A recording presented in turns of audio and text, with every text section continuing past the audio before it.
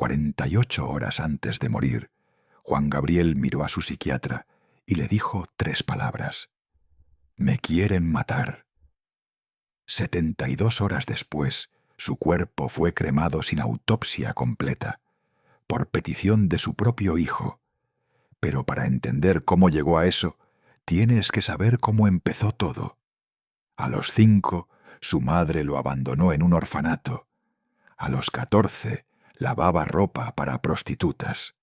A los 24, su madre murió sin decirle nunca que lo quería.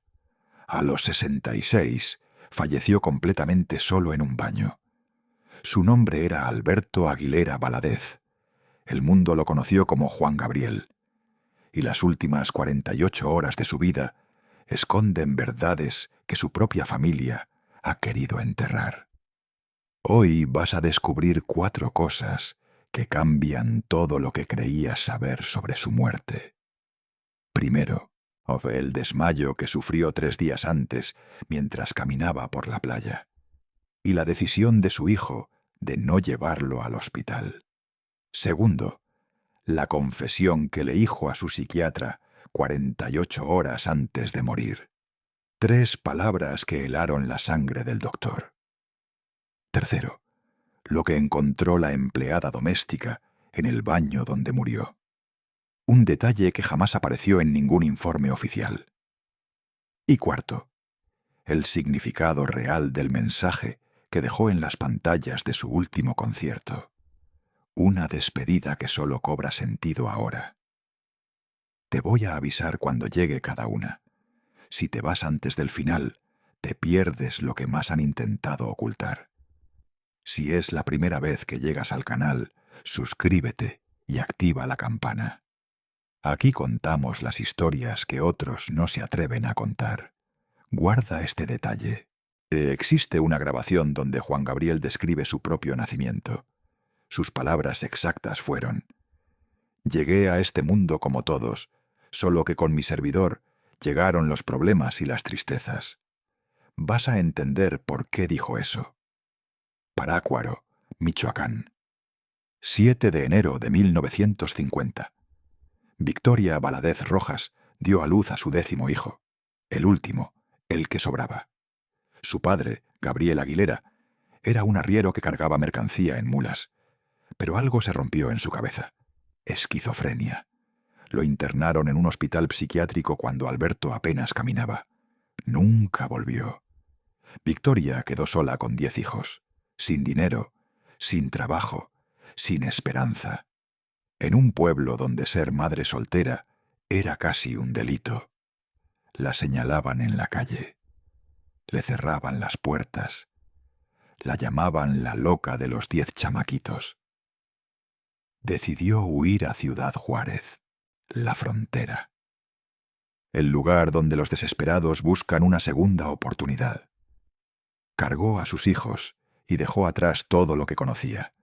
Consiguió trabajo como sirvienta en casas de ricos.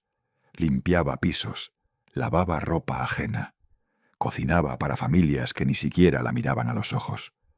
Pero el dinero no alcanzaba. Nunca alcanzaba para alimentar 10 bocas. Alberto tenía una hermana mayor, Virginia. Ella lo cuidaba, lo abrazaba cuando lloraba. El niño llegó a pensar que Virginia era su verdadera madre, porque Victoria casi nunca estaba, y cuando estaba, no lo miraba. Un día Victoria tomó a Alberto de la mano y lo llevó a un edificio gris, la Escuela de Mejoramiento Social para Menores, un reformatorio donde depositaban a los niños que nadie quería. Alberto tenía 5 años. Victoria se fue sin mirar atrás. El show debe continuar. Esa frase marcaría toda su vida. Pero en ese momento, para el pequeño Alberto, el show ni siquiera había empezado. El reformatorio era un infierno. Los niños mayores golpeaban a los pequeños. Los cuidadores miraban para otro lado. Alberto aprendió a tragarse las lágrimas, a hacerse invisible, a sobrevivir, pero encontró algo que nadie pudo quitarle: Juan Contreras era profesor de música en el internado. Le enseñó piano, le enseñó guitarra, le mostró que la música podía ser un refugio cuando el mundo te da la espalda. Alberto adoptaría su nombre, Juan por él, Gabriel por el padre que nunca conoció. Recuerda ese nombre, Juan Contreras, el único hombre que creyó en Alberto cuando era niño. Volveremos a él. A los 14, Alberto escapó del reformatorio. No tenía dinero, no tenía familia esperándolo. Las calles de Ciudad Juárez son crueles con los niños solos. Durmió en parques, pidió limosna, terminó lavando ropa para prostitutas. A lo mejor tú también conoces esa sensación, tocar fondo, sentir que no hay salida, que el mundo entero te ha dado la espalda. Mercedes Alvarado, la Meche, trabajaba en la zona roja de Juárez. Vio a ese adolescente hambriento y lo adoptó como su protegido. Le daba de comer. Y cuando descubrió que cantaba, movió cielo y tierra para abrirle una puerta. El bar Noa Noa estaba en el corazón del barrio Bravo. La Meche convenció al dueño de dejar cantar al chamaquito, aunque fuera menor de edad. Esa noche, Alberto subió por primera vez a un escenario profesional. Años después escribiría una canción sobre ese lugar. Pero la letra esconde un homenaje secreto a la prostituta que creyó en él cuando su propia madre no lo hizo. Pero lo peor aún no había empezado. A los 16, la policía lo arrestó. Robo de perfumes, obstrucción a la justicia. El muchacho que soñaba con ser cantante terminó en una celda. No sería la última vez. Años después, ya famoso, pasaría 18 meses en Lecumberri, uno de los presidios más brutales de México. Pero esa es otra historia. Lo que importa ahora es lo que pasó el 27 de diciembre de 1974. Juan Gabriel ya era famoso. No tengo dinero había sonado en todas las radios. Llenaba teatros. Ganaba más en una noche que lo que su madre había ganado en toda su vida. Con su primer dinero de verdad, compró una casa. No cualquier casa. La casa donde Victoria había trabajado como sirvienta durante años. Se la regaló. Mo pensó que eso cambiaría todo, que finalmente ella lo miraría con orgullo. Victoria aceptó la casa, pero su corazón siguió cerrado. Ese 27 de diciembre, Juan Gabriel estaba en Acapulco. El teléfono sonó en su camerino. Victoria había muerto. Una embolia, fulminante, sin tiempo para despedidas. Juan Gabriel nunca pudo decirle adiós. Nunca escuchó de sus labios las palabras que esperó toda su vida. De ese dolor nació amor eterno. Tú eres la tristeza de mis ojos, que lloran en silencio por tu amor. Tardó años en poder cantarla. El dolor era demasiado profundo. Se la regaló primero a Rocío Dúrcal, porque él no soportaba interpretarla sin quebrarse. La canción que escribió para la madre que lo abandonó se convirtió en el himno de todas las madres mexicanas. Cada 10 de mayo, y millones de hijos la cantan en serenatas y cementerios, sin saber que nació del amor que nunca fue correspondido, del hueco que Victoria dejó en el pecho de su hijo. Quizá tú también has cargado con algo así. Un hueco que nadie ve, una herida que no cierra, un te quiero que nunca llegó. Si conoces a alguien que ama a Juan Gabriel, comparte este video. Merece saber la historia completa. Pero lo peor aún no había empezado. Pasaron 42 años. Juan Gabriel vendió 150 millones de discos. Escribió más de 1800 canciones. Llenó 3 veces el Palacio de Bellas Artes. Demostró que estaban equivocados. En 1990 hizo llorar a la élite con las mismas canciones que hacían llorar a las sirvientas. Barack Obama lo mencionó cuando murió, o la Biblioteca del Congreso de Estados Unidos incluyó Amor Eterno en su registro histórico. Pero en 2015 Su cuerpo empezó a fallar. Una neumonía severa lo tumbó. Lo internaron en cuidados intensivos. Lo intubaron. Lo indujeron al coma. Pasó 3 semanas entre la vida y la muerte. Aída Cuevas, una de sus amigas más cercanas, lo confesaría después. La verdad es que teníamos miedo. Pensamos que no iba a salir. Salió, pero nunca volvió a ser el mismo. Arrastraba diabetes, hipertensión, colesterol que le obstruía las arterias, problemas respiratorios que lo obligaban a usar oxígeno. Y la neumonía nunca terminó de curarse. El show debe continuar. Se lo habían dicho toda su vida, cuando era niño y lo obligaban a cantar enfermo, cuando perdió a su madre y tuvo que subir al escenario al día siguiente. Siempre la misma frase. El show debe continuar. Olga Breskin lo visitó en el hospital. No pudo verlo porque estaba en cuidados intensivos. Le dejó una nota en una servilleta pidiéndole perdón por los años sin hablarse. Años después, Olga se haría una pregunta que muchos compartían. Yo nunca entendí por qué le habían programado una gira tan agitada para su condición de salud.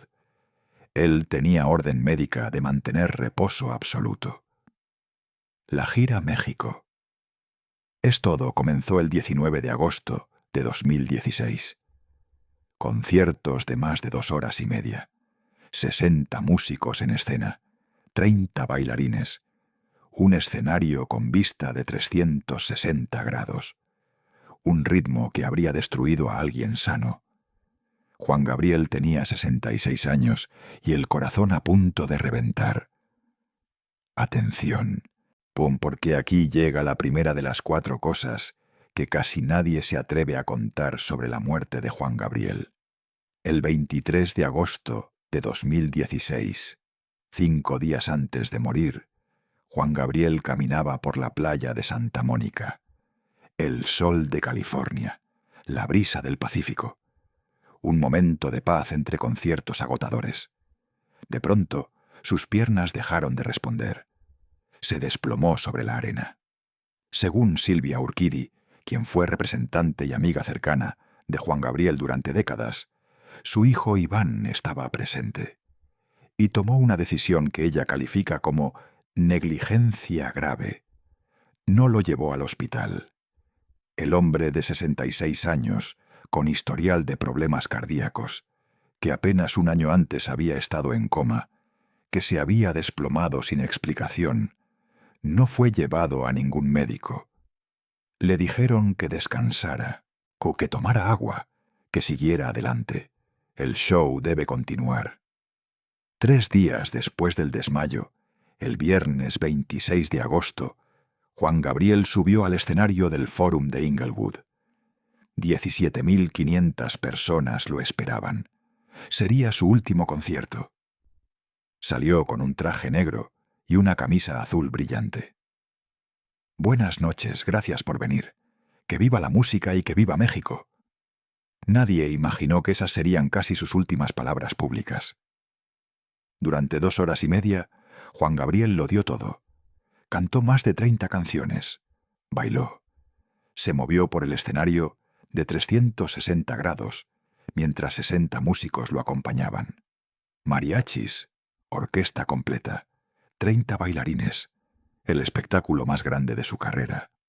Pero los que miraban con atención notaron algo extraño. En varios momentos, necesitó sentarse en una silla que habían colocado discretamente en el escenario.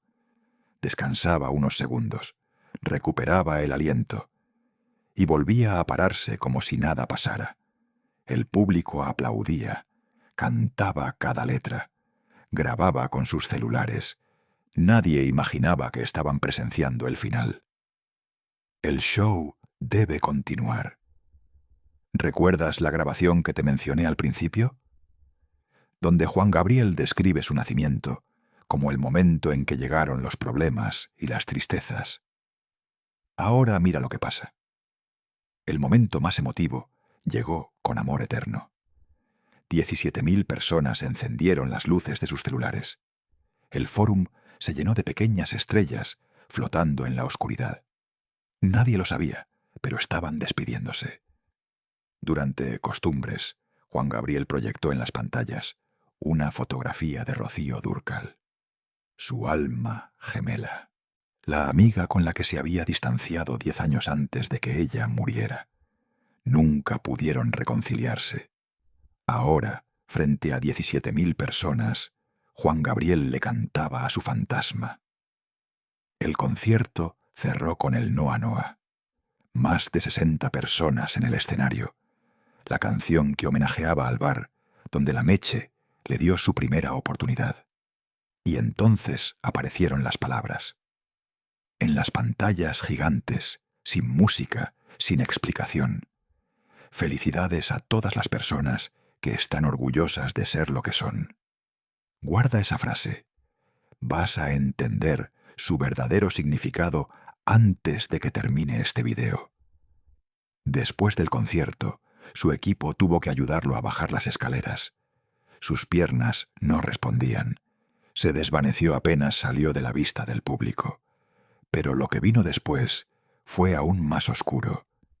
Aquí viene la segunda revelación. Lo que Juan Gabriel le dijo a su psiquiatra y que lo condenó para siempre. El sábado 27 de agosto, Juan Gabriel descansó en su departamento de Santa Mónica.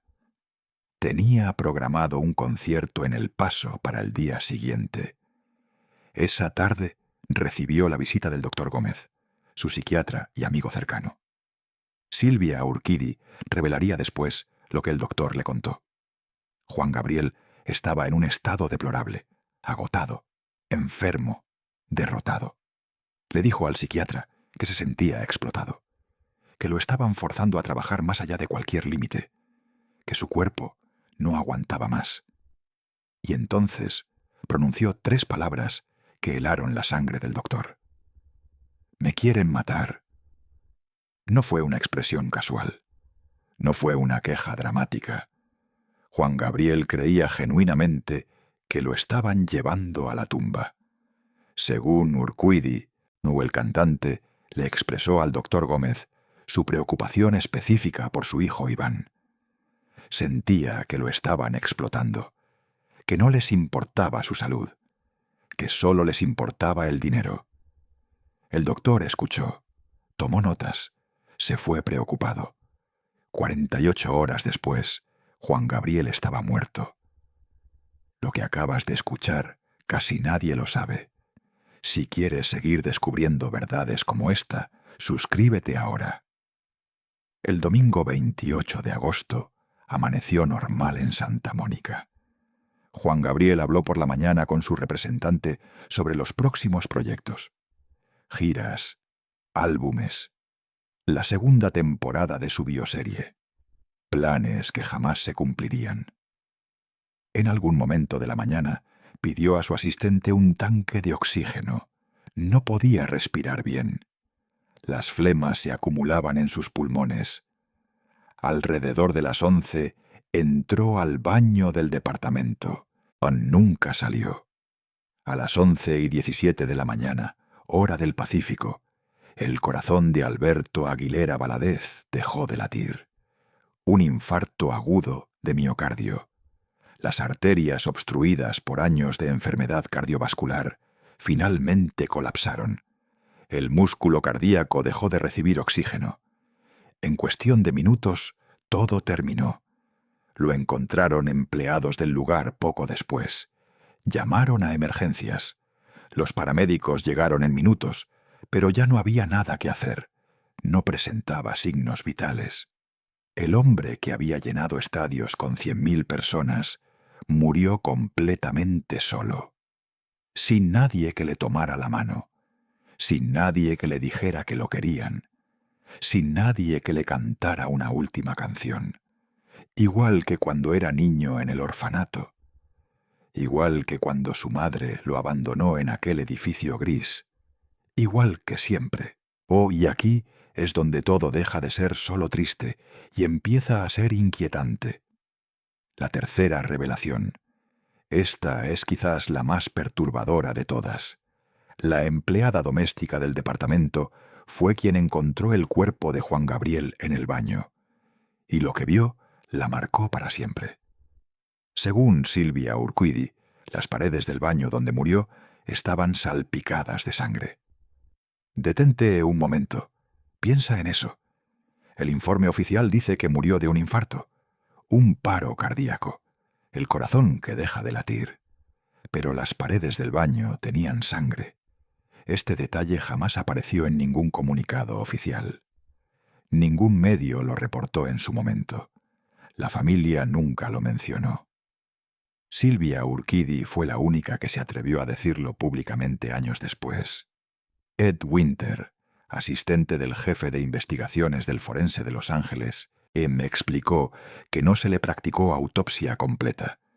La razón oficial, su extenso historial médico, hacía innecesario el procedimiento. La razón real, uno de sus hijos, pidió que no se realizara. Solo se tomó una muestra de sangre para descartar drogas. El resultado fue negativo. Pero sin autopsia, nunca sabremos exactamente qué pasó en ese baño.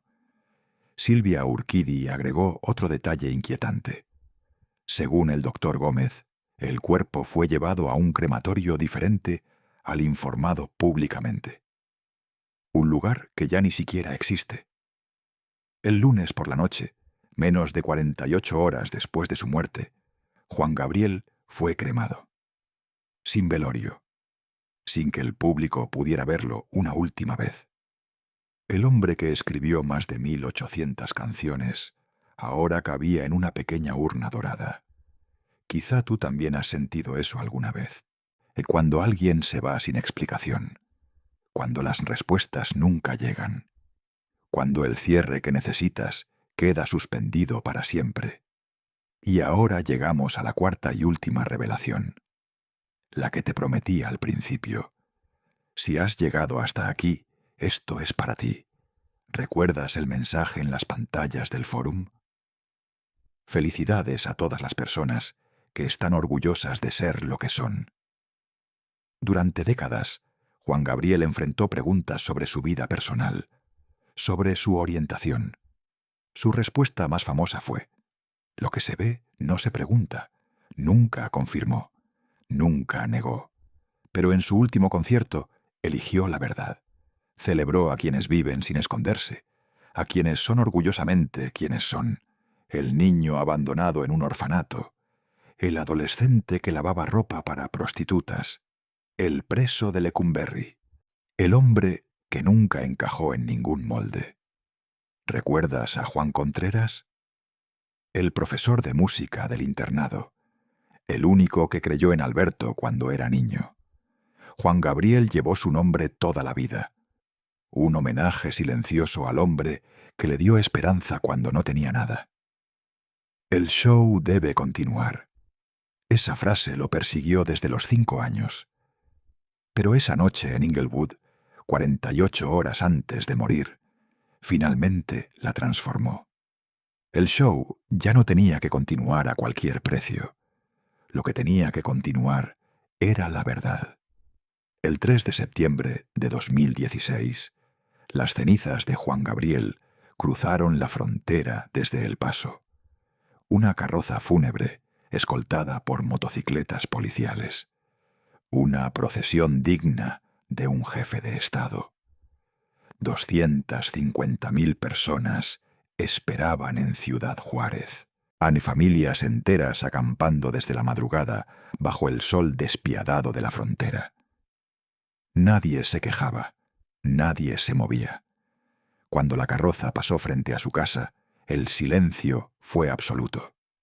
Solo sollozos. 2 días después, el Palacio de Bellas Artes abrió sus puertas en la Ciudad de México. 700.000 personas desfilaron frente a su urna. La fila daba 2 vueltas a la Alameda Central. La gente esperaba 4 horas para pasar apenas unos segundos frente a las cenizas. Fue el funeral más concurrido en la historia de México. Más que Cantinflas, más que María Félix, más que Pedro Infante. Fernando de la Mora cantó Amor Eterno con la voz quebrada. Aída, Cuevas interpretó. Te lo pido por favor entre lágrimas. La Alameda se convirtió en un karaoke gigante, donde extraños se abrazaban, cantando Querida. El niño que nadie quiso se convirtió en el hombre que todo un país lloró. Hoy las cenizas descansan en su casa de Ciudad Juárez, donde la Meche le dio una oportunidad, donde el bar Noa Noa lo lanzó al estrellato. Su hijo Iván administra una herencia de más de 30 millones de dólares. Los pleitos legales continúan. La familia sigue en guerra, pero su música está más viva que nunca. Y Amor Eterno sigue sonando cada Día de las Madres. Millones de hijos cantan la canción que escribió un hombre cuya madre nunca lo amó. La herida que nunca cerró se convirtió en la melodía que sana las heridas de otros. Alberto Aguilera. Valadez nació como un estorbo. Vivió como una leyenda. Murió solo en un baño, a 10.000 kilómetros de la madre que lo abandonó.